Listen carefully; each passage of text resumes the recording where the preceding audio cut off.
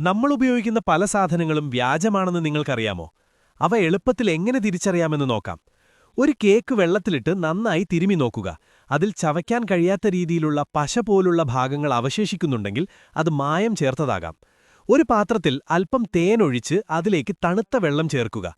പാത്രം ഒരേ ദിശയിൽ വട്ടത്തിൽ കറക്കി നോക്കുക. തേനിൽ തേനീച്ചക്കൂടിന്റെ ആകൃതി തെളിഞ്ഞു വരികയാണെങ്കിൽ അത് ശുദ്ധമായ തേനാണ്. ഒരു പാത്രത്തിൽ എണ്ണയെടുത്ത് അതിലേക്ക് ഒരല്ലി വെളുത്തുള്ളി ഇടുക. ഏകദേശം 30 മിനിറ്റിന് ശേഷം വെളുത്തുള്ളിയുടെ നിറം മാറിയിട്ടില്ലെങ്കിൽ അത് മായം കലരാത്ത എണ്ണയാണ്. സ്വർണവും വെള്ളിയും തിരിച്ചറിയാൻ കാന്തം ഉപയോഗിക്കാം.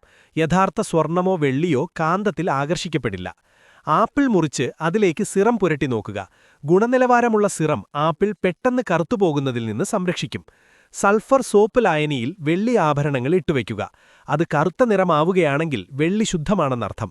പിന്നീട് ഫോയിൽ പേപ്പറും ഉപ്പും ചേർത്ത വെള്ളത്തിലിട്ട് ഇത് തിളക്കം വീണ്ടെടുക്കാം. ഫോണിലെ ഫ്ലാഷ് ലൈറ്റ് ഉപയോഗിച്ച് വളയുടെ ഉള്ളിലേക്ക് വെളിച്ചമടിച്ചു നോക്കുക.